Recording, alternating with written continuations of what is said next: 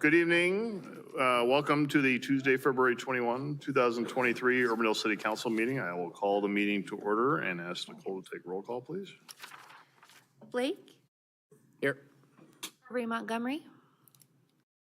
Here. Kroll? Here. McBurney? Here. Obrecht? Here. Thank you. All right, thank you. Please stand as you're able for the Pledge of Allegiance. Pledge Allegiance to the flag of the United States of America and to the republic for which it stands, one nation, under God, indivisible, with liberty and justice for all. Urbandale is a national leader in character counts, endeavoring at all times to promote and model the principles of trustworthiness, respect, responsibility, fairness, caring, and citizenship. In conducting tonight's meeting, we expect that all participants act in a respectful manner consistent with these principles. Item 2 is approve the agenda. Motion by Blake. Second. Second by Obrecht. Discussion, please vote.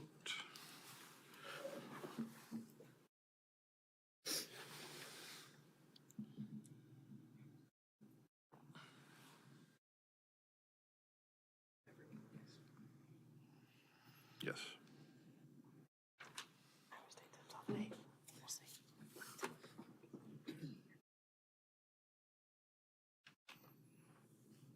Everybody in?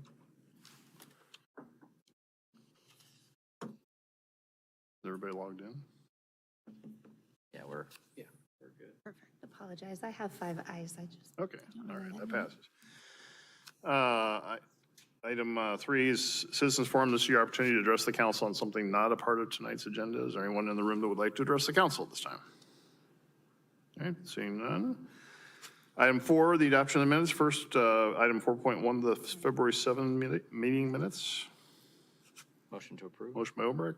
Second. Second by McBurney. Discussion, please vote.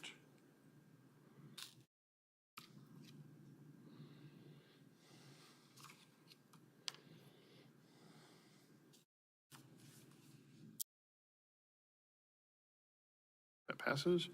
And then from the February 14 lunch and learn. Move to approve. Motion by Obrecht. Second. Second by Blake. Discussion, please vote.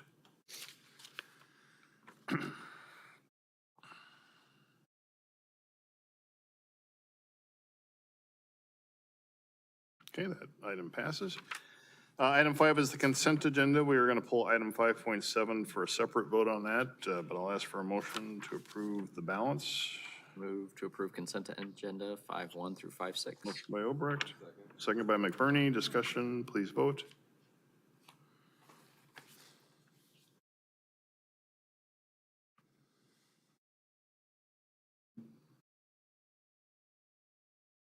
That passes.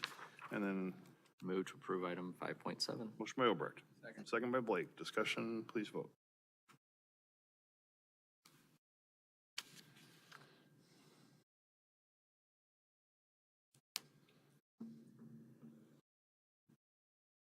All right, that passes. Thank you. All right, we will move into public hearings. Item 6. First is item 6.1, a public hearing to consider the maximum property tax dollars for fiscal year 23-24. And again, due to a posting error, we will not be actually having the public hearing on this tonight, but we will be posting this and having a new hearing date of March 7. Nikki, I'll turn it over to our finance director, Nikki Lamb, if you want to introduce any more on this. Yeah, just to outline that this does just delay it until the next one. So we're reestablishing the public hearing for the 7th. And then we will go ahead and go through that process. The legislature today, it was signed into law, 181. The governor signed that. So that did create lots of fun changes for our budget timeline. The new county assessments, evaluations have to be turned in by March 9th, which consequently means we actually can't do the budget on time in March 21st either, because the deadline for publication is the 10th.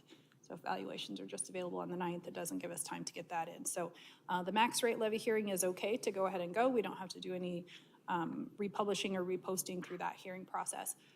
Because that is a maximum dollar amount, we can always be less than that, which is what the plan is once those new valuations are signed.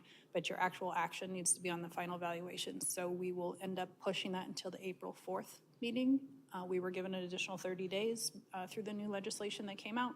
So we're still within our timeframes, but it does push us back yet another meeting to get that done. So that is the gist of it, but it doesn't slow down the max rate levy hearing because we had already posted.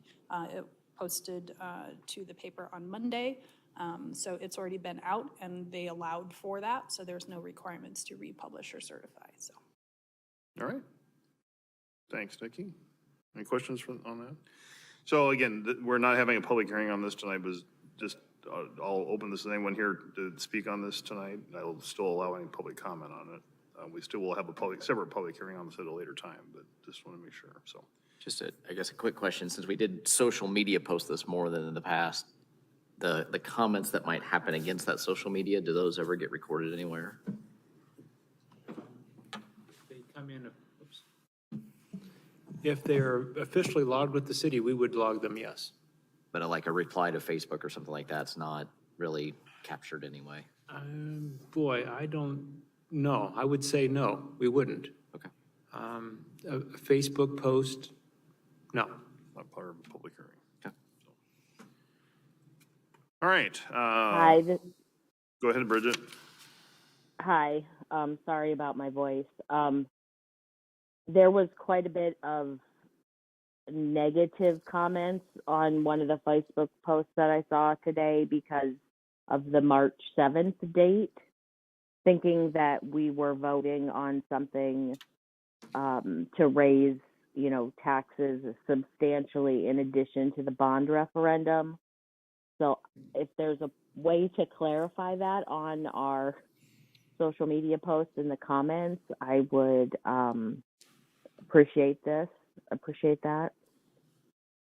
That this has nothing to do with the bond referendum. It just happens to be on the same day.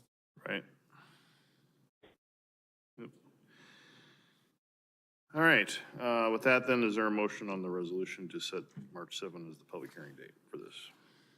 Move to approve resolution 045-2023. Motion by Obrecht. Second by McBurney. Discussion, please vote.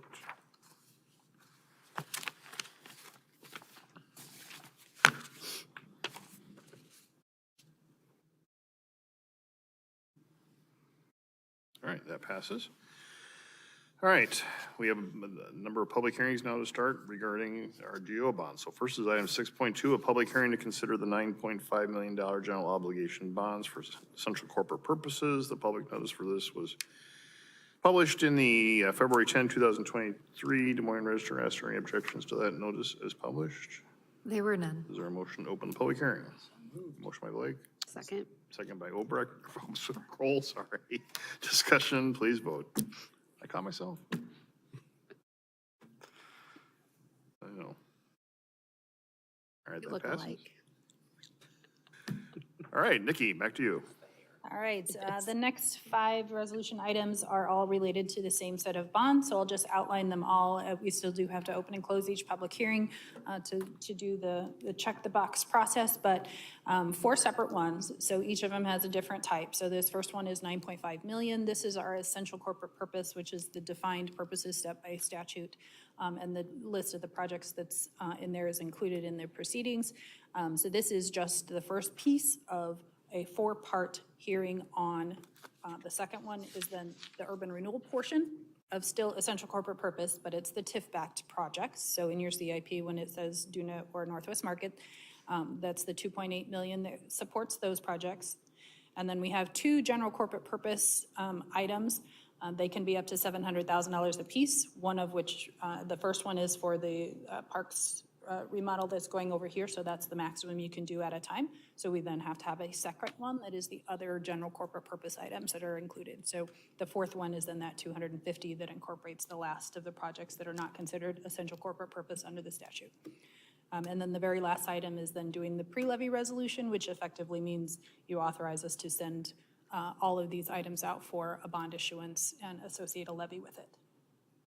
And this has nothing to do with the process that I just talked about with the delays. Pre-levy can happen at any time, and it authorizes us to issue bonds at some point in the future. It's the same idea as any other bond. Once you get the authorization, you can continue to do so into the future. Anticipated now, maybe early May, because now I also have to wait for valuations to get done with that. So end of April, early May is when we'll be selling bonds. All right. So we are in public hearing on this item.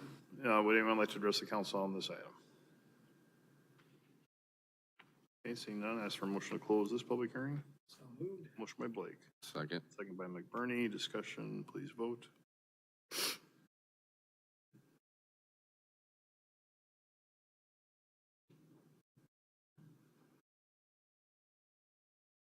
Okay, that passes. Move resolution 048, 2023. Motion by Obert, Second. second by McBurney. Discussion, please vote.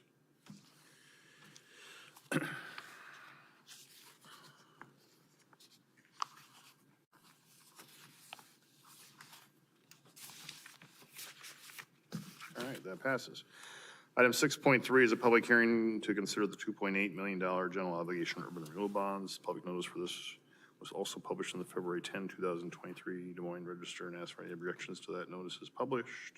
There were none. So motion to open the public hearing. Motion by Blake, Second. second by Kroll. Discussion, please vote.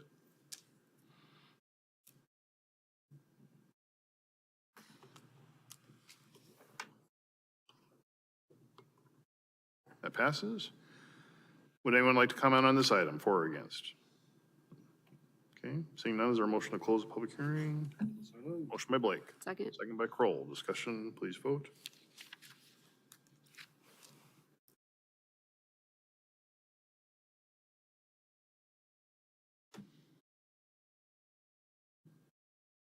That passes. Resolution 049-2023. Motion by Blake, Second. second by Kroll. Discussion, please vote.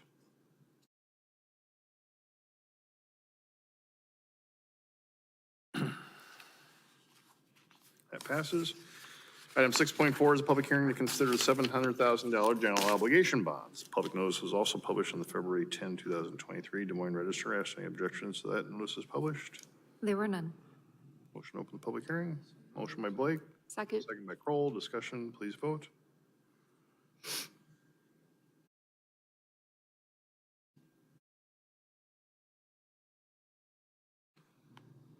That passes. Would anyone like to comment on this item, for or against? This is a public hearing. Seeing none, is there a motion to close the public hearing? Motion by Blake, Second. second by Kroll. Discussion, please vote.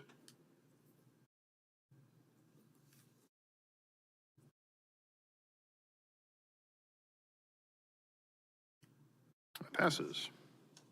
Motion for resolution 050-2023. Motion by Blake, Second. second by Kroll. Discussion, please vote. God, act fast, Larry.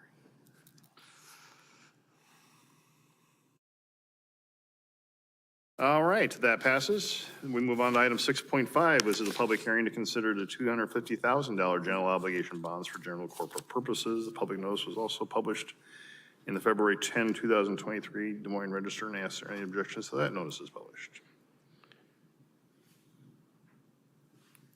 Nicole? There were none. Thinking about that? I get it, I get it. Motion to open the public hearing. Motion by Blake, Second. second by Kroll. Discussion, please vote.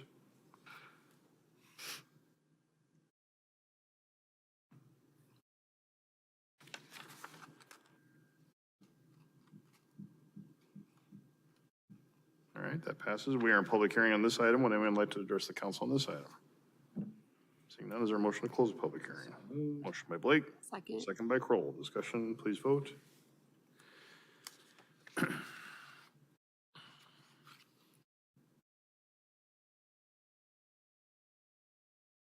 That passes, and then we have two resolutions on this item. Move resolution 051-2023. Motion by Blake, Second. second by Kroll. Discussion, please vote.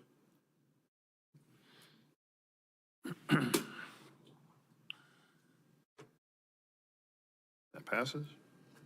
Move resolution 052-2023. Motion by Blake, Second. second by Kroll. Discussion, please vote.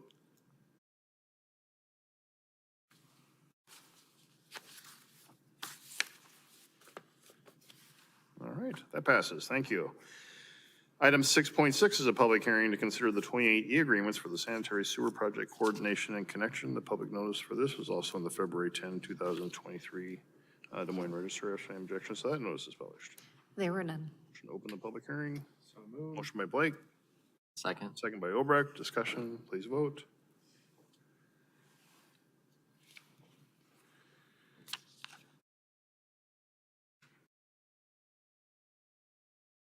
All right, that passes. And introducing this is our Director of Engineering and Public Works, John Larson. John? Good evening, Mayor, members of council. This is our public hearing for the 2080 agreement for the Waukee sanitary sewer project. I'll kind of go through the same presentation I did 2 weeks ago, just kind of quickly highlight some of the areas.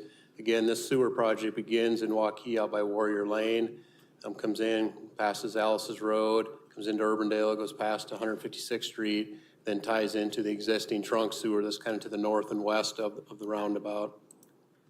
So looking again on this more of a blow up with this being the corporate limits between Clive and Urbandale, the Waukee sewer will parallel Urbandale Sanitary Sewer District sewer that comes in and ties into the existing north-south sanitary sewer, which also happens to be paralleled by the city of Grimes. Last time we were asked on the status of that project, basically the sewer has been installed from Douglas up to Aurora, and the bike trails have also been put back in that area. The contractor's currently working on Aurora up to 156th Street. They plan to, by the summer, have all the sewer in, all the trails in, and then have the restoration complete. Should also note the contractor that's working on that project is the same one that'll be doing the Waukee project. So as soon as they finish there, they'll move down and start the other one. There's a separate contractor that's working from 156th Street north up to our north corporate limits. Basically, they're on about the same schedule. They intend to have the sewer and the trails and everything completed by this summer as well. And we're just, I mean, I know we are, but just to satisfy me, on the trails especially, I mean, we're looking the quality and making sure they're putting it back in. Correct. At least what we had before. And Correct. Yep, everything was designed in the plans to be equal to or better than what we had before, and then our own staff is doing all the inspection on that trail work when it goes back in. Okay, good. Yep. So again, we have two different 2080s. One is between Urbandale and Waukee, and there's another one that's been referred to as the five-party agreement, which includes Waukee, Urbandale, Clive, the USSD, and then the WRA. In the Urbandale and Waukee agreement, basically it outlines the requirements for our permanent and temporary easements, basically that we agreed to grant them and that they'll eventually be turned over to the WRA. And then Waukee becomes responsible for providing any press releases or dealing with any issues that come up during construction, since they're the lead on the project. They also will deal with doing tree replacement for the trees that are being removed and any final restoration. And then similar to the Grimes project with the Waukee one, Urbandale will be doing the trail inspection and do the quality control on that. And then on this one, we also are looking to purchase 9.44 acres of property for $60,000 from Waukee and have that completed by December 1st. And I'll show that location in a minute. And then we did on February 15th have a public informational meeting that was attended by Clive, Waukee, and Urbandale. There was approximately 20 people that attended, then a few more that were online. Overall, I think that was a fairly positive meeting. And then next Monday, we'll have our pre-construction meeting on the Waukee projects. We'll have a better idea of construction schedule. Due to a stream project that Clive has planned, they're likely going to start in Clive, do the Clive Waukee, and then fall back to the Urbandale piece. So we'll be one of the last pieces likely done, other than the tree removal all happened right at the beginning. But I think the good part is, if that's the schedule, then our trails will stay in place longer and then be taken out towards the end of the project. But again, we'll have to wait and see if that schedule changes again from what the contractor said on the 15th. And since we're hitting on trails a lot, I guess, is there any additional trails that will be added through this? Since we'll basically be, once the pipe's done, a clear-cut area to put stuff in? Really, we don't have any missing gaps other than the piece of property that we're acquiring. We did work with their designers at 156th Street, and we're kind of broadening out one of the loops that helps you get underneath the bridge. So we're making that a little bit bigger loop. But other than that, most of the areas they're going through, we already have trail. And then as part of Clive and Waukee's projects, they'll actually have some additional trail links that they'll extend further out west. So again, with our piece, this is one piece that we were missing in the park ground that would allow us to make a trail connection. It's hard to see, but we got a trail over here and the Bob Layton Trail over here. So this will allow us to make a connection through here which I believe is in the CIP for either 2024 or 2025. So that's coming up shortly, but we wanted to give them enough time to get the sewer through, and then we need to do a bridge crossing. So we wanted them to have their work done first. And then on the 5-party agreement, basically, Urbandale is a small part of this part of the agreement. So basically, same thing, just agree to give the permanent and temporary easements to the sewer, and then ultimately turn that over to the WRA, because the WRA will ultimately end up owning and maintaining the sewers that are being constructed. So with that, I'd be glad to answer any questions. All right, thank you, John. Any questions for John on this? John, this is Bridget. You indicated that the public meeting was largely positive. Was there some negative feedback from the neighbors? I think it was more in Clive. I don't believe there were any Urbandale residents that physically attended. There may have been online. And it's just more with their stream bank project, there was trees that were needing to be removed, and questions, can we save more trees, things like that. Thank you. Okay. All right, we are in public hearing on this item. Would anyone like to address the council on this item? Seeing none, is there a motion to close the public hearing? Motion by Blake. Second. Second by Obrecht. Discussion, please vote.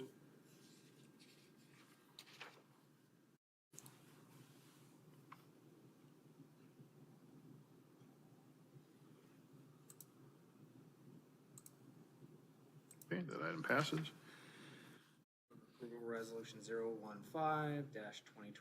Motion by Blake. Second. Second by Obrecht. Discussion, please vote.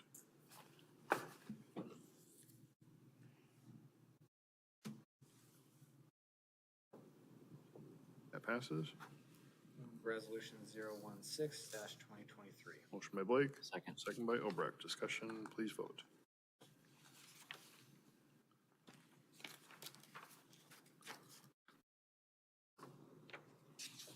All right, that passes. And just for the record too, John mentioned on the comments, so I did have one email from a resident just asking about it and expressed a little frustration right along Ridgemont Drive. And I think there's probably some confusion as far as how this is happening, why Grimes is coming in and tearing up parts of Urbandale. Now Waukee's going to be doing it, but I think I think we answered the questions as best we could. It wasn't a matter of lack of coordination on our part by any means. It's just a matter of just timing and both cities were not part of the WRA before. They're now part of the WRA and need to do this in order to do this. We have to cooperate under our 2080 with the WRA, and it's just a matter of providing that accommodation as best we can, as long as things get put back to where they should be. So I think I can understand the frustration, though, for residents as far as constantly having it torn up there for a couple of years, but we're doing the best we can from our end. So, all right, we will move on then. Item 6.7 is a public hearing and consideration of bids for the 2023 looped fiber project. The public notice for this is also published, I believe, in the February 3, 2023 Des Moines Register. Has any objections to that notice is published? There were none. So motion to open this public hearing. Motion by Blake. Second. Second by Obrecht. Discussion, please vote.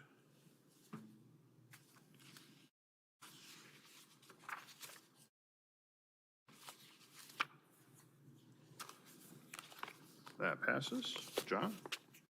Yeah, this is our bid tabulation for our looped fiber project. Last Wednesday, February 15th, we received 3 bids on the project.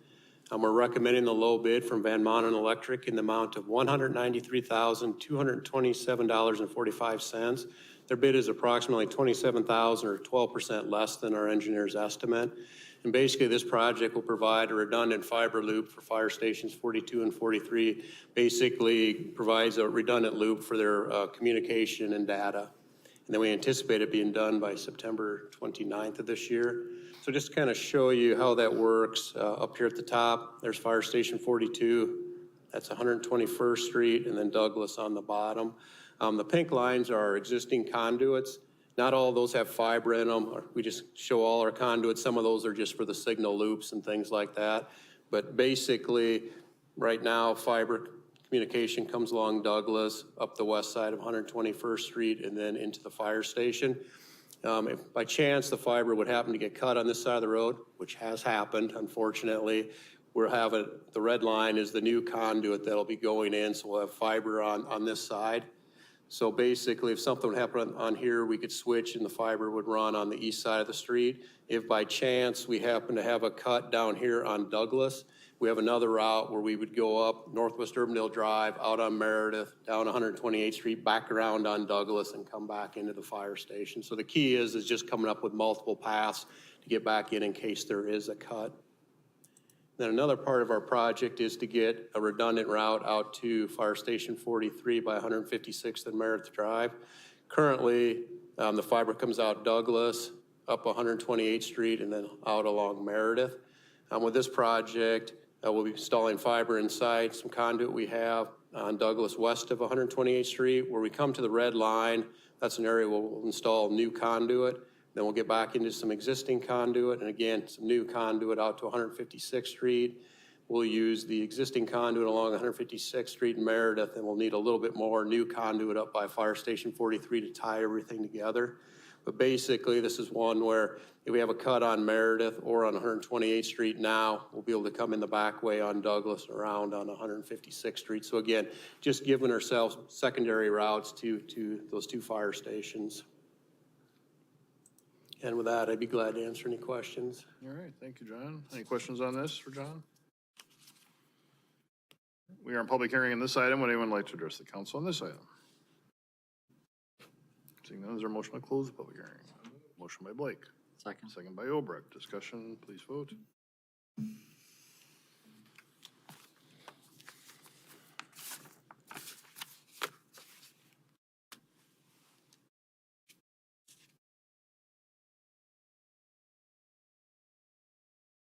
That passes. Move resolution 038-2023. Motion by Blake. Second. Second by Obrecht. Discussion, please vote.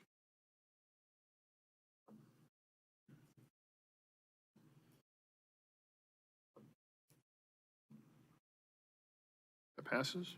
Move resolution 039-2023. Motion by Blake. Second. Second by Obrecht. Discussion, please vote.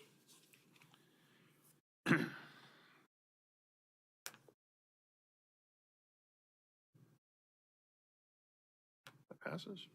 Move resolution 040-2023. Motion by Blake. Second. Second by Obrecht. Discussion, please vote.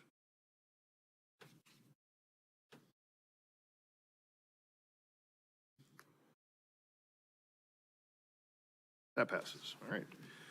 That takes us item 6.8, a public hearing and consideration of bids for the Aurora Avenue pavement preservation from 86th Street to Tanglewood Drive. The public notice for this was in the February 3, 2003 Des Moines Register. Is there any objections to that? Notice is published. There were none. Is there a motion to open the public hearing? Motion by Blake. Second. Second by Obrecht. Discussion, please vote.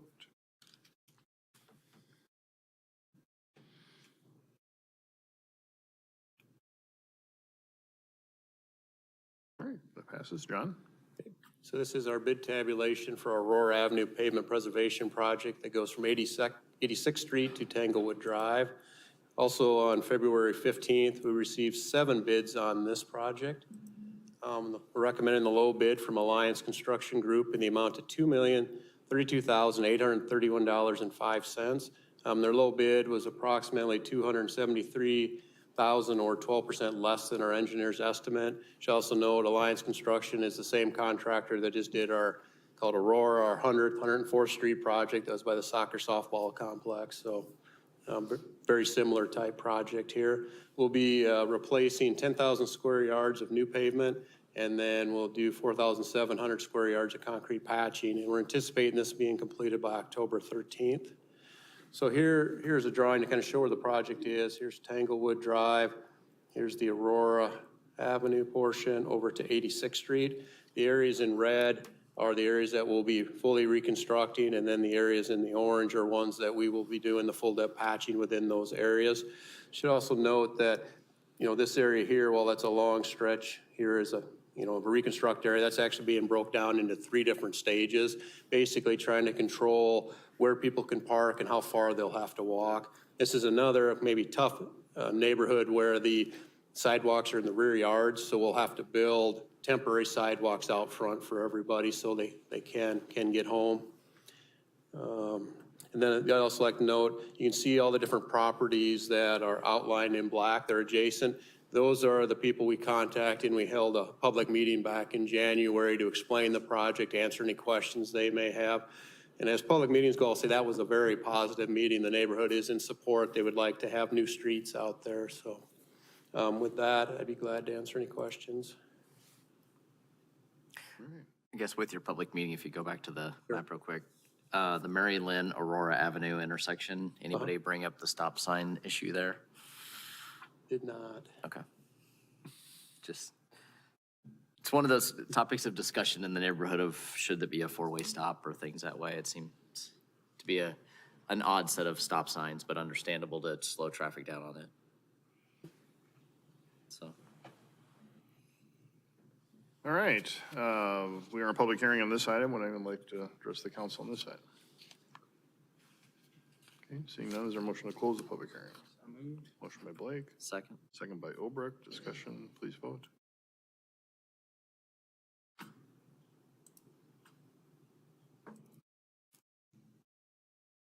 That passes.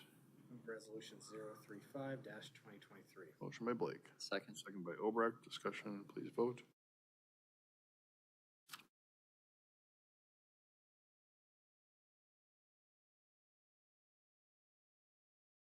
That passes. Move resolution 036-2023. Motion by Blake, Second. second by Obrecht. Discussion, please vote.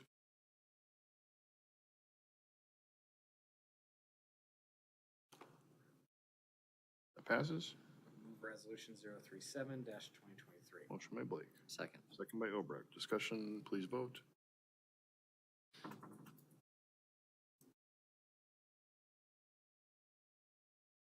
And that passes, all right. And just, John, again, to confirm, I know you do this, but just, you know, since that's gonna impact a lot of neighbors, we will be getting the word out as far as phasing and the timing, everything during the project. And Correct. that's also updated on, it's gonna be, they'll have a page on the website as well as far as being able to see Correct. that. We'll give everybody a letter, kind of explain the project again, tell them to refer to the website. Once we've had our pre-con and have a little better idea on schedule and everything like that. And I assume that's broader than the ones you just highlighted, though, that notification? We'll probably do the notification of those, and we also will have changeable message boards up that'll tell people about future closings and things like that. Because basically that neighborhood to the northwest gets a lot of traffic down through that area Right. that wasn't in the highlighted spots, so. Correct. I think we'll probably stick to a lot of what the area is and use those changeable message signs to let everybody else know. Again, that's a very large area for letters. I guess if that's the choice. I guess we could blanket the neighborhood, but I don't know how many people pay attention to those letters or not. Since they're not directly impacted, they're just driving a little different. I'd say anybody south of Tanglewood would use that a lot, so. Yeah. Okay. All right, thank you. We move on to item 6.9. I would suggest we always err on the side of over notification, especially because this involves people getting home at night, and they're going to be surprised when one day they can't get home and they'll get mad at us. So I would over notify on by letter or sticker on the door or whatever, and then use the signs as well. Okay. Yep. We will, I mean, this is obviously one that's going to impact a lot of neighbors, so we will, that's a good point. And that's why I wanted to bring it up, is to make sure we get the word out well, so. All right, moving on to item 6.9 is a public hearing and consideration of bids for the 2023 storm sewer intake rehabilitation program. The public notice for this was also published in the February 3, 2023 Urbandale, Des Moines Register. Has any objections to that notice is published? There were none. Motion to open the public hearing. So moved. Motion by Blake, Second. second by Kroll. Discussion, please vote.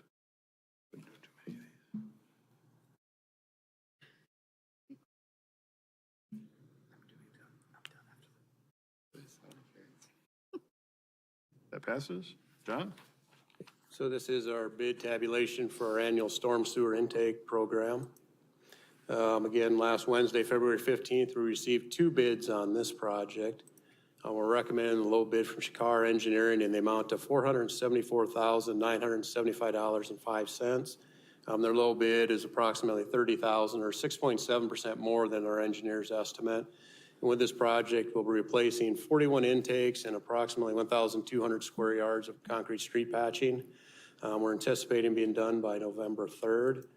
And then to kind of show where they are, the black dots, basically we're east and south of the interstate and kind of that eastern portion of Urbandale, just kind of scattered throughout there. I guess with that, I'd be glad to answer any questions. All right. Thank you, John. Questions for John on this?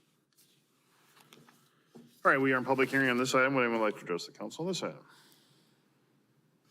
Seeing none, is there a motion to close the public hearing? Motion by Blake. Oh, I guess me, second. Second by McBurney. Somebody, discussion, please vote. Hop right in, guys. Look at my playground equipment. That passes. Move resolution 041-2023. Motion by Blake.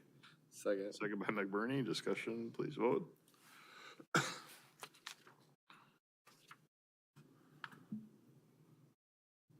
That passes. Move resolution 042-2023. Motion by Blake. Second. Second by McBurney. Discussion, please vote.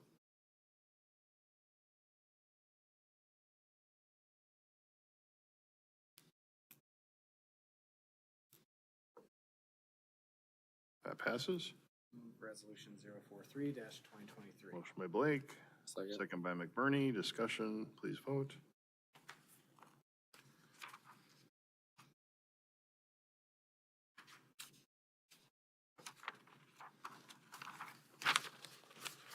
That passes. Thank you. That takes us to the end of our public hearing items. We move on to item 7, which is to establish a public hearing for the 156th Street traffic signals. John would again answer any questions if there are on this.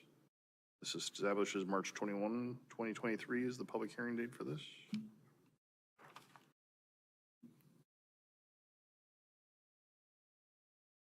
Move resolution 047-2023.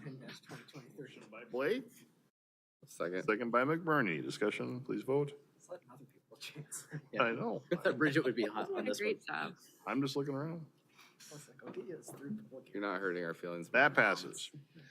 All right, item 8, regular agenda items. First is item 8.1, and that's to consider the bids for the 2023 patch program phase 2. John?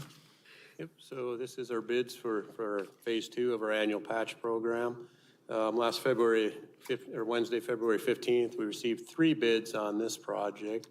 We're recommending the low bid from OMG Midwest, doing business as Des Moines Asphalt and Paving, in the amount of $139,069.45. Their low bid was approximately $7,600 or 6% more than our engineer's estimate. And with this project, we'll be doing 124 square yards of PCC full depth patching, 2,327 square feet of partial depth asphalt patches, and then 150 tons of an asphalt overlay. We're anticipating the project being completed by August 11th. So to kind of run through the project, the areas in red are our full depth patches, and then predominantly out here we just have joint failure, almost all the joints. So what we'll do is mill those joints out down about 3 inches, put asphalt in that, and then do an asphalt overlay over the entire roundabout. And then also while we're doing that, we'll inlay the pavement markings, which should give us a lot longer life and be longer before public works crews have to repaint those. A little bit about our schedule on this is basically the patching will be done at night. So basically between 7 p.m. and 6 a.m. for the patching. And then we're saying they need to have the patches removed by 9 p.m. since we do have the townhouses by there. We'll also do all the partial depth patches at night. And then for the overlay, they can either do it at night, or I think it's likely we'll close the whole thing down and do it on a Saturday or a Sunday. They can complete the overlay. I just think we'll get a better product if they do that during the day. With that, I'd be glad to answer any questions. All right. Questions for John on this? Move to approve resolution 044-2023. Motion by Obrecht. Second. Bernie, discussion, please vote.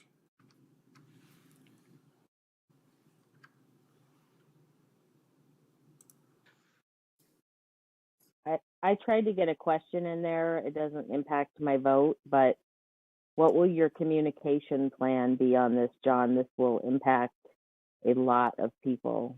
Right, the closure. our plan was the changeable message boards to tell people, because again, we'll let the people that are right adjacent know, but for the most part, everybody's quite a distance off, so we'll use the changeable message boards to tell people it'll be closed down at night.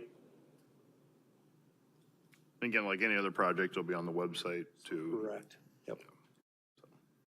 Thank you. Thanks. Item 8.2 is consider the purchase of concrete. John? Glad to answer any questions on this one. It's just our annual purchase for rebuilding intakes and for doing street patches. Move to approve Council Letter 7342. Okay, motion by Obrecht. Second by Blake. Discussion, please vote.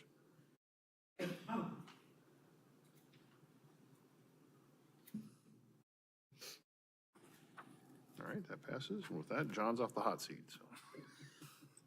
Item 8.3 is consider the bids for the Acadia Park Improvements Project, and introducing this is our Assistant Parks and Rec Director, Scott Hauk. Scott? Thank you, Mayor and Council. Scott Hoke with the Parks and Recreation Department. We have a couple things related to Acadia Park. The first one that we're talking about, just a quick reminder here, I guess, the location of Acadia Park. It is our newest park that's coming online. We're working on a schedule because there is a home show in that neighborhood this summer in July. So we are trying to get a few things in there and get it open to help with that. But we are west of 156th Street, north of Meredith, and you can see the location of the park there. This project includes the sidewalk connections to the park amenities and a sidewalk border around the playground area, and then a half-court basketball court. And we're actually doing it a little bit different here than we have done it in the past for half courts. We've expanded the size a little bit. We are going to paint on pickleball lines as well. People would have to bring their own net into play, but it'll be painted for pickleball. It has to be a little bit bigger in size than we would traditionally do with our basketball courts in order to have some play out area. But you can buy the pickleball nets pretty reasonably at the local sporting goods stores and stuff. So a lot of people actually have them. So you can come down and play a little pickleball as well. There'd be some existing like poles or something you attach No, to? they have, the nets are just a portable little stand-up net. We have some at our house that work in the driveway actually pretty well. So, and some of the people that play pickleball up at, like at Walker, we take our nets down in the winter to help protect the footings.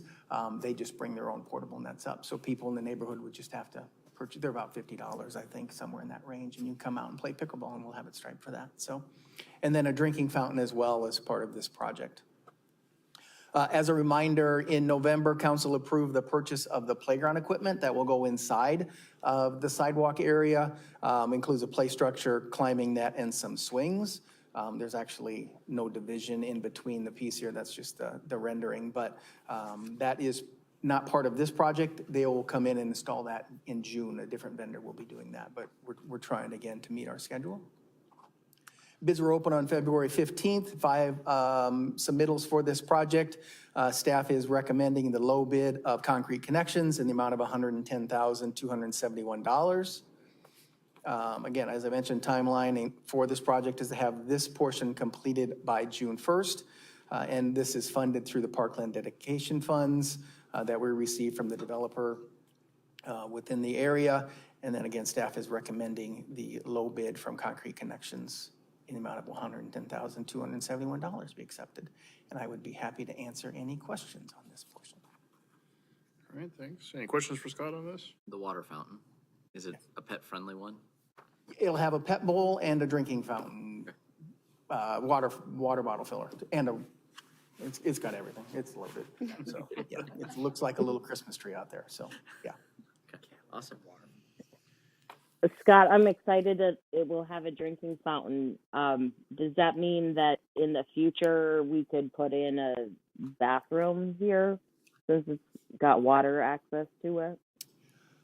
It has water. We actually use a French drain in these situations. We don't have sewer coming in, so there would be a greater cost for that. The footprint for the park, there's no parking lot.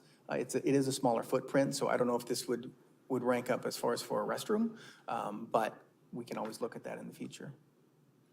Oh, I'm sure we've got plenty that would come before it. I'm just excited that it has a drinking fountain, I guess. Thanks. All right, any further comments? Is there a motion? Move approval of Council Letter 7346. Motion by Kroll, Second. second by Obrecht. Discussion, please vote.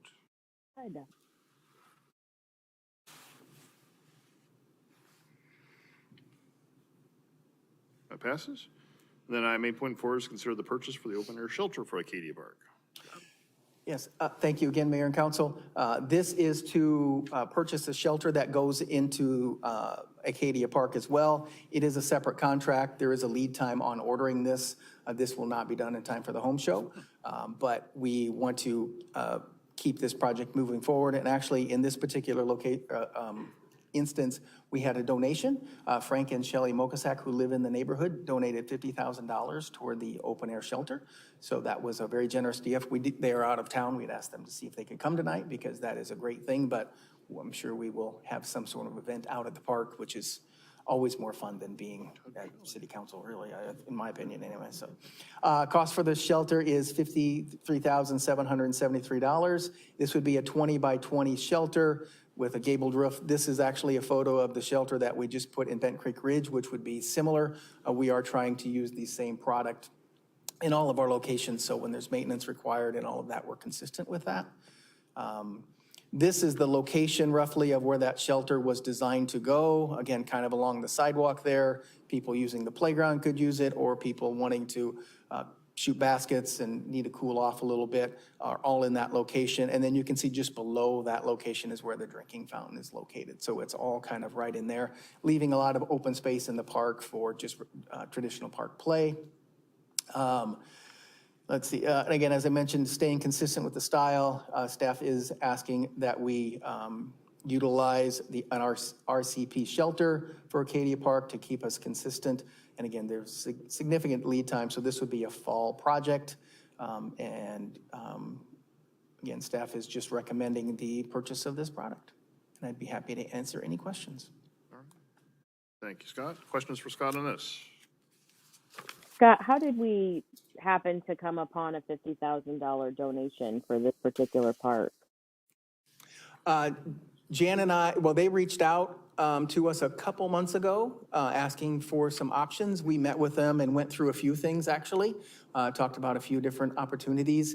They kind of latched onto this one. They did like that we were doing the pickleball. I think there was a strong interest from them in that, which is kind of one of the reasons we started to look at maybe expanding and trying to do the pickleball offering. Might be our new pattern. So I think that pretty much is where it came from. We gave them some ideas and they live close by and they liked that one. Well, I think that's absolutely wonderful that we have people coming to us to want to contribute to park enhancement. I think that's great. Yeah, we have lots of other places for ideas if anybody's listening that wants to come in and has a check for us. Absolutely. Move to approve Council Letter 7352. Motion by Kroll. Second. Second by I'll Blake. second it. Nope, you're too late, sorry. Second by Blake. Discussion, please vote.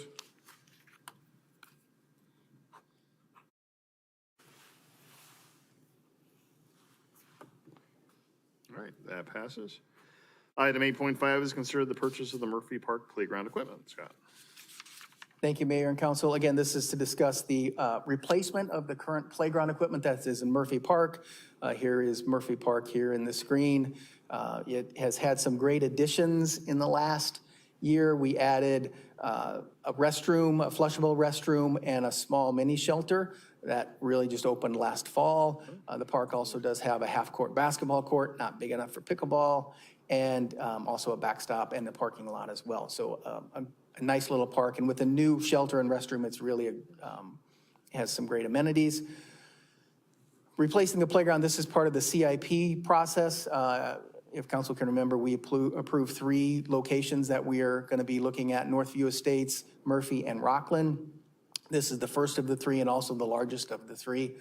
The original playground equipment was installed in 2005, so it is getting toward the end of its life, and again, a very popular park. The new playground would include this large structure, which has some higher decks. These are 8-foot decks with some slides, Also a little bit of shade over there. There is some good shade in the park, but the structures would have a little bit of shade.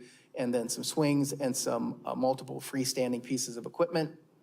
And again, I think we discussed this a little bit at last council meeting, but we are really looking, because we have the space here, to do a few pieces that are a little bit more accessible.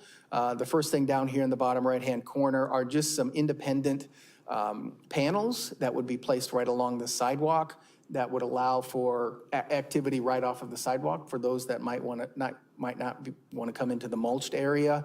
We would also have a merry-go-all, which again allows for, again, people that might have mobility issues to be engaged in the playing, as well as the climbing cave, which is it's a great feature, but it also allows for some isolation for those that might need a little bit of time away when it gets a little crazy and hectic. And then we also have one of the pieces that we're using a lot is the expression swing or the companion swing. Again, a great way, because if you're not able to fully operate that swing and you have someone on there with you, that helps as well too. The main structure, of course, we always are ADA compliant, and they are ADA compliant as well. But those are some of the unique features that we'll have in this park.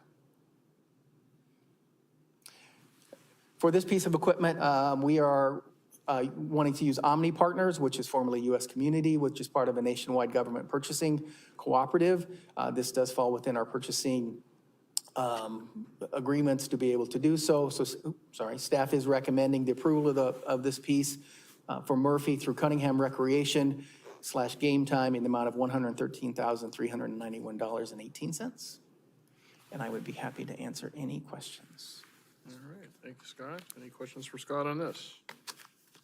Just a really quick one. I'm assuming that it's all fine, and I was just curious that the 225 is for 3 parks and about half the budget's on this one.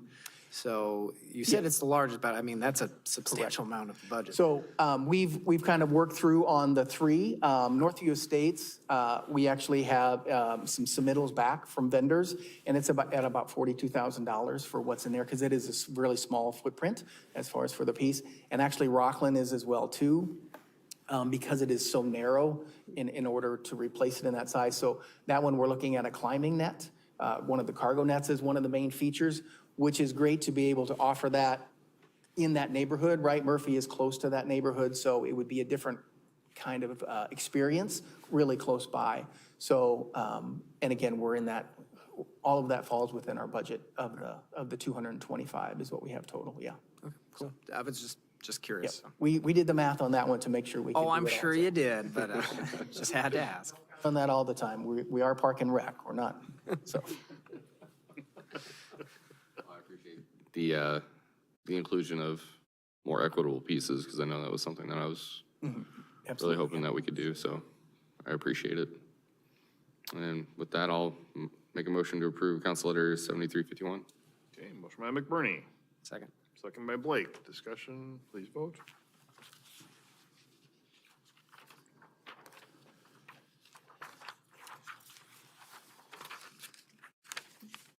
All right, that passes. That takes us to the end of our regular agenda. Amy, anything to say? I don't think so. Okay, all right, I guess it's going to go kind of fast because I don't have anything either. okay. Ohio State fan. Matt? Oh, it's a Ohio State tonight. So I will give a 35-minute lecture. You got time now. Just joking. I sent an email on to AJ, and I don't know if you're prepared for it, about whether economic impact of the legislation that moved forward on the Senate side that would have put a cap on growth of 3.2.5%, if you had done any analysis on that yet or not. We have. Oh, wonderful. Thank you. Yes, you warned me, so thank you. I shared that with Finance Director Lamb, and she was more than thrilled to walk through all the economics of it. But we have been following all the various pieces of legislation that have been coming out. Nikki referred to an earlier piece that made the alteration in the rollback component that was based on the 2012 property tax revision on multifamily residential properties that, again, was a wrong rollback number was given to us, and they've made those adjustments, so we've moved on. We've already addressed that. Senate Study Bill 1124, which you made reference to, was another very impactful piece. And this particular piece of legislation would, as you alluded to, would provide for revenue caps. We work in a world that is more of how much does it take to run city government? And then we look at the accompanying levies that we're allowed to levy to then meet that financial need of the city. This particular piece of legislation does a number of things. It combines a number of the various levies that are authorized by cities. And there are anywhere between 12 and 15. I've lost count because there are some that I know of no cities that ever implement. There are levies that allow for voter approval for both operational and capital improvements for art centers and libraries. There's a levy for improvements on levees. When I lived in Muscatine, we had one for levy improvements for river flooding. There are a whole host of them. And then the traditional ones that we use. Debt service, there's a levy for DART, as we're well aware of, general fund levy, levies for our retirement accounts, levies for tort, a number of ones that we are quite familiar with. So what they did is they took a lot of those levies that are probably least used and brought them under the umbrella, which they now call the combined general fund levy. And that is one that we will operate under. I'm assuming that this will get passed, and given other legislation that we've seen will become law at some point in time, that we will operate under that. But there is a separation of other levies that will still remain independent, and those are ones that we will utilize for debt service, retirement accounts, those type of things that operationally impact us greatest. Part of that provision is that if you were, if your current general fund levy was at 8.10, the 810 limit, you could grow your revenue no more than 2.5%. If you were below the 810, you could go to 3.5%. And the important thing to remember here is this is a revenue-related piece of legislation. And so if you're a growing community like we are, if your revenue exceeds 2.5% of the previous amount, then it forces your levy to be rolled back. So for example, the example that we worked through was that based on, then there was a league calculation sheet, which was nothing short of a final exam for calculus. I mean, it was very, Yeah, I tried stumbling through it. it was complicated, and I've heard from a number of my peers that just kind of gave up on it, just because it was so complicated. But what we ended up coming up with is that based on everything that we know yet still to be true in the piece of legislation, that this would impact our fiscal year 24-25 in the tune of $1.4 million, that we would see a reduction. We would see our levy go from 810 for the general fund going down to 7.85 or 7.72, depending upon some of the circumstances. Again, remember that we now look at how much does it cost us to do things. We set the levy based on that. This will be almost in a reverse, that you will know what your revenue will be, and then you will have to essentially backfill your levy to that, to match that. And for us, it means, since we're at 810, it means the levy will go down, the general fund levy. So it is a way of, you control the revenue, and then it incrementally affects the levy, which will then lower the property tax burden. And we wouldn't be able to vote back up back to 810. We would be stuck at it takes us down, and then we wouldn't be able to, through us, Correct. vote to get back to 810. We would be stuck at that level. Right. Each year you would be subject to those revenue limitations, and then they would control what your levy would be. And Now, no supermajority vote above that number. no. Not that So we. they want to treat us like schools. Essentially, yeah. And when we, again, this was really an academic exercise for Nikki, is that when she dug into it, there is a direct correlation between the schools and this. Because if you looked at how the schools are funded, it was going to, I'm trying to think of the right way of saying it, that the state didn't want to spend more money on schools through direct aid that, am I saying that right? Nope, I'm not saying that right. So I'm gonna defer. The budget Yeah. limit idea versus a rate. Right. Correct. But You're on the mixing school- The one with the rollback. Yes, okay, I'm sorry, yes, We did talk about that too. yeah. So yeah, effectively, it's going to cap, we're not above the A10. We don't use any of the levies that are being consolidated. But for example, in eastern Iowa, lots of them use the levy and some of Right. those other ones. So they could, in theory, their consolidated new general fund levy could be $14. And so theirs is subject to a 2.5. And the idea is to get them back to 810 as fast as humanly possible. After 810, 325 is our cap, and it is based on that levy revenue dollars and back into the levy, just like AJ was saying. So ours will continue to go down. So the options laid out for cities, we don't use a ton of the other levies, it'll force that. So our insurance for not only just general liability, those kind of things, we're not currently using a levy to cover any of that. We would have to shift all of that over and shift employee benefits over and shift all of the IPERS and 411. All of those are resources because 810 is going to come down and that's what's currently paying them. So we're going to have to shift it. So the idea behind it was to get everybody truly apples to apples. You're supposed to be using general fund levy to pay just truly general fund levy items. And in their opinion, these other levies that they didn't cap, that's what's supposed to pay for those. So then you could truly say, you know, us in West Des Moines, why do we only have 10 cents of employee benefit levy and they have 85 cents? That's what they're trying to achieve. It's a little draconian because we're going to go down. We would go down to 785, and you're right, we can never get back to 810. It will continue to go down as long as our valuation growth grows more than 325. Does that make sense? It's a lot in the bill. And I guess it goes, one other thing we do is we do a combined levy across the whole city, doesn't matter the county. Is there any advantage in potentially splitting that? We can't. Since growth is different on each side. There's no way to do that. Okay. We have one control county, it's the levy. We don't get to tax Dallas County residents different than Polk County. It's the same It's thing. just more that the growth rates being different. Oh, yeah, they definitely are, but it wouldn't We use matter. them both to get the combined valuation. Yep, you have one control county, so like West Des Moines in 4 counties. So there only gets to be one. You don't get to tax your citizens differently. So effectively, the result is going to be a stunt in growth. Yeah, it's, I think the league classified it as meaning this proposal de-incentivizes growth. Yep.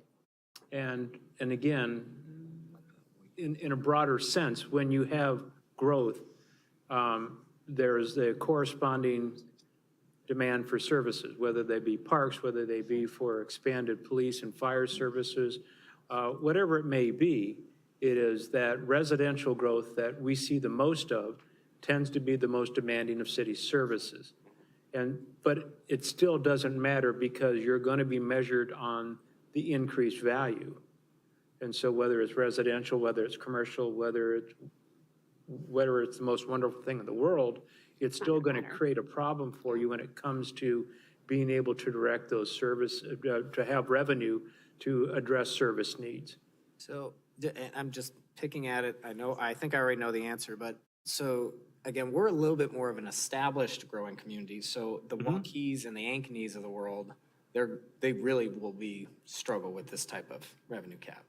I believe they will, yeah. And again, some casual conversations I've had with my peers is that they're concerned about this because, again, there's significant growth that they've had. You mentioned Waukee, I would throw Grimes and Ankeny in that category. Places like Clive, which is essentially landlocked, but as Nikki mentioned, West Des Moines in 4 counties, and they have a very progressive growth process they go through.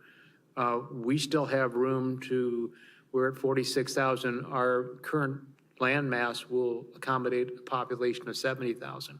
So yeah, we're going to be in that situation. And it will just have to learn to manage that if this becomes law. There was, again, a meeting that I attended, and it was jokingly said around the table that they were going to limit their community development departments to 100 single-family permits a year. As soon as you have 100, or whatever a number be, you just say, we're not going to issue any more permits. And I think that was more of a level of frustration and joking than anything else. But, you know, as you look at communities and the desirability of communities, service that you offer, you know, the maintenance of things that you already have, things that make you an attractive community become a little bit more at risk now. So what you're, I'm thinking through a couple lenses here, that's why. But, so you're saying that cities in response, the Waukees, the Grimes, the ones that are, and even ourselves, we may put caps on our growth of new development because we may not be able to service those type of? That would be a very draconian response to it. And I'm saying that you don't want to discourage growth, but you just have to recognize as you continue to grow, there'll be more strain on limited resources. And so I think it was more of a frustration type based joke that someone offered up there that they didn't. But at the same time, it does say as you expand your services, and we hear that all the time. I know you folks on the council do too. You know, we just approved a significant amount of money for playground, for either new or restoration. We do trails, we do other services. We have 3 fire stations. You know, we have a really high-level, high-achieving police department that does a lot of community-based services. You know, a lot of things that our community, if you look at our biannual surveys, we're in the 94 to 97 percentile as far as response from our citizens as the satisfaction of the things that we do. And you would just hate that if you don't have resources to effectively address those issues that are brought to your attention as council members, that are submitted, you know, as ideas, suggestions to boards and commissions, just things that you want to replace. Things wear out. Playgrounds wear out, trails need to be replaced, those type of things. The cost of being who we are is real. So we'll have to deal with that. And implementation, if passed, is, I'm guessing, next budget? I was just going to say, this would... Technically, the wording is effective for this year, but there's no indication that that will occur. But the wording throughout the whole bill reflects the base year is 23, which is what we're in now, and that the impact would be in 24. So that's where that $1.4 million is coming from, is if it would happen now. There's no physical way they can get that to happen now, and that seems to be the impetus of working through 1124 to get it resolved for this session, hopefully. Well, not hopefully, but that's what the intent would be. And then there's a partner bill 1125 that's even worse. That's where the local option sales tax reclaimed by the state, taking all of that back. There's a whole lot now, and that's super scary to us as well. So it'll force the use of other levies, uncapped levies. So emergency levy goes away. That's one of the consolidated ones. So there is no more of that. And so you'd have debt service, employee benefits, IPERS 411, and a tort liability. So those are the 4 that would be uncapped and as needed. So what you would end up seeing is you're going to have cities max those out, though, because there's only so much legitimate expense you can have for those. You know, they're defined by use. What you will end up seeing is everybody will borrow. You're going to have to issue debt there will be no more equipment replacement fund. The general levy can't pay for that. So you would end up having to finance big things like that, or the playgrounds, all of those things would have to start being stripped out. Not saying you couldn't continue to do them, but your debt levy is unfettered. So that's what it would end up being once you max those out. So, I mean, it's a significant shift. If you think about it, there's ways to continue on, but that's what it would mean. So it would encourage debt and Absolutely. increase costs with interest. I mean, Absolutely. versus, Yeah. We still have to provide services. We still have to do those Yes. things. And it's, And there's ways around it. We have a lot of room to move to those other levies. That's why we only have a 10-cent employee benefits. We could instantly go to $1.27 or something like that, just like that in the current budget. So we definitely have expenses that we can move, so we won't see the impact for a couple of years once this goes through, but 325, I mean, we haven't been growing it less than 325. I'm not sure, maybe 5 years total Yeah. in my 17 years that we've ever been below that. So it will definitely affect us. So if we, we've got that ability to move a little Yes. bits at a Right. time to stay within the realm, but eventually Yeah, it'll catch up with us. Eventually, yeah, 100%, because it'll catch up with us. There are all of- options, I mean, you pay us to come up with those options, and there are options out there, but none of them are super attractive, and it will end up costing the taxpayer more at the end of the day because we'll have to borrow for it. Let's say, so Nikki, are you saying that the goal of this bill is to lower taxes, right? The goal is always to lower taxes. Lower property taxes. But that's in right. your opinion, at least for us as a city, that's not going to happen with this. Once we max out what they're allowing us to use, we will have to start borrowing to do it because debt service will be the only levy we can access that's unlimited. Which will still roll back into the overall Sure, you'll have levy. a Oh, yeah, service. yeah, So absolutely. There's we'll- just no cap on it. Right, So right. my 810 will continue to go down. I mean, it'll be at that 325. As long as we're growing more than that, we will lower and lower and lower Right. until there's the bare minimum of what can be covered with that. And we will have to start shelling off other expenses that are currently paid out of general fund, equipment replacement, building maintenance, those kind of things. If general fund levy can't pay for that, we will, but you can't not provide those. So we will find a way to make it happen. It's just that at the end of the day, if I have to borrow for it, now I'm paying interest on top of it, and you're paying it, you're gonna issue multiple times a year because you're gonna not be able to, you can't sell 15-year bonds for a police car. You can't do that. So it would be very interesting, we'll be creative as we always are to try to figure out the best way to make the dollar stretch. But yeah, will be very different model. And the other levies, they have limitations as well. As Nikki mentioned, at some point, you will hit a ceiling with them. Yeah. Well, the levy amount isn't limited, Right. but I only have so many bodies, so employee benefits, I can only legitimately charge employee benefits to those. So it's not like And you once can. you've charged those all off, then. Right, you so lost You we're- have your to move leverage. into Lost your your next leverage. bucket. Right. Yeah. Correct. General liability, well, I pay the $685,000 to ICAP. That's what my cost is, so I can't Right. do more than that. They're legally restricted for those levied uses. That's how that works. So yeah, it'll be a very interesting time. All right.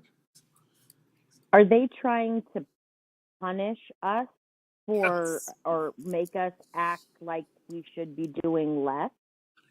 I don't I mean, I think they're mad at the assessments going higher, but I don't understand how this solves any of that other than on the very front top line of this. Well, I'd say we're lumped in with 900 other cities and 99 other counties as well, because like is it Warren County that's posting an 80% increase? So that was max rate levy hearing. This is the prime example Yeah. of the max rate levy hearing that we just talked about tonight that says this is the maximum dollars. Well, they max it out. So they're currently charging, this is on their ag only, right? So we charge the state minimum, our levy rate is the $3.0075. So that's the state maximum. So they showed it as if, because all this stuff was going, they showed it as that's what the maximum is. Bondurant does the same thing. They show the maximum on all of those levies.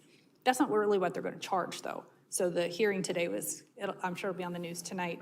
So interesting discussion. But you have 1,000 taxing entities basically, and they're trying to figure out how to wrangle Absolutely. them all in, and unfortunately, everybody gets caught. Yes, yeah, it will be very interesting. That's why they delayed it, and we have a 30-day now window, because we chose we're going to absorb whatever happens. We're not going to back up and change your levy, and some will do that. But this max rate levy hearing, those that hadn't already published it, went ahead and published it at the max to give themselves multiple options out there, but they're not actually, Do any of these affect But other we're- than cities and counties? I'm Or is sorry, do they affect anything other than cities and counties, like correct. the? Cities and counties only. Okay, so At community least colleges. 1124 is, those are the only, local Yes. government is the only ones we track. This one had city and counties specifically identified. There was also, the very last couple pages had something on schools, but I didn't read that I just part. didn't know about the other entities of the, extension or broad lawns or Community colleges. Not that, Community I have not colleges. seen think those anything on that. Below us items. I've not seen anything on that, but might they? Again, that just doesn't, that flies underneath my radar. I just, when we look at these things that there's going to be a significant shift, and it's quite honestly enough to absorb it, just the things that we know that are going to affect us. They're covered under a different code section, and that wasn't reflected in the 1124 bill, but there's a bunch that cover other taxing entities, so I can't confirm nor deny that piece. Yeah. I'm concerned that, we're being accused by our legislators of sitting on millions of dollars of cash reserves, which I think is false. But at the same time, what we're doing is solid budgeting. And then now we're getting, hit back with this. I guess my question is if, AJ, you've had any success in getting our legislators to take your call to learn more about how we finance things here in Urbandale. I haven't reached out to our newest legislators yet, but that is still on my list to invite them in to show them how we work through things. As with beginning of any legislative session, I offer us as an option if they wish to know how any piece of legislation would affect cities. And in the past, Senator Zahn and Representative Forbes has done just that. I've had no success in anybody reaching out to us about anything dealing with city positions at this point in time, but I will be reaching out. Can I add to that? So the thing I would say from my role is you can make numbers say whatever you need them to say. You've all heard me say that before. And all of the commentary that you've shared with us as well, there's a grain of truth to all of the facts provided. None of those are factually incorrect, but only half the story is being told. That is always the case. Right. So from our perspective as staff, our job is to provide you the documentation and bullet points of how do you talk through and justify that, because absolutely, he's right. We sit on millions of dollars of reserves. That's what we're supposed to do. We only get paid twice a year for property taxes. We have to carry a fund balance. They are all legally restricted for the use in which we levied them. So absolutely, that is a true statement, but it's not telling the backstory. So I absolutely agree that we are getting lumped in with maybe some that are a little looser with their conservative nature of how they budget. But those factual items, yeah, that's true. Our job is just to try to inform you why that's true and why it makes sense for us to have those. So I 100% stand behind all of the information we've just talked through with budget. There's a reason we have a balance there. Yes, we specifically talked about that. There's a large fund balance, but the 10 officers that we were down half the year, I need to hire them. So we have plans for it. And here's another $1.4 million that I might lose off of that plus the 900,000. There's reasons behind that, and we have to be able to stand up and justify that and be transparent about it, and not be ashamed that we do have millions, and you want me to have millions. I mean, it costs an awful lot of money to support city operations, so yes, we do. And it's the kettle calling pot black a little bit. They sit on literally billions of dollars in their funds. Don't touch it, and then critique us for having a couple million that we use for revenue. And so I don't understand that attack at all. Yeah. But nobody said logic was ever involved. Yeah. Yes, I know. Live within our means. That was quoted several times, that governments need to live within their means, and absolutely. Anyway, sorry, I'm getting a little feisty. Yes, but they are factually, we are definitely checking every time you guys send us something.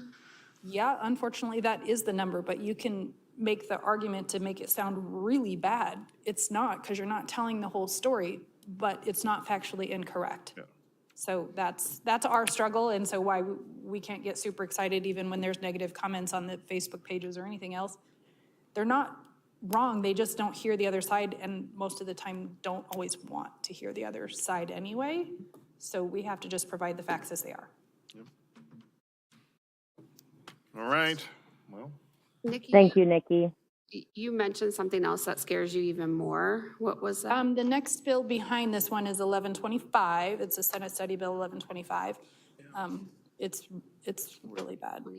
Yeah, that's the loss changes, commercial rollback decline and more, because they're talking about consolidating the local option sales tax into a statewide 7% sales tax.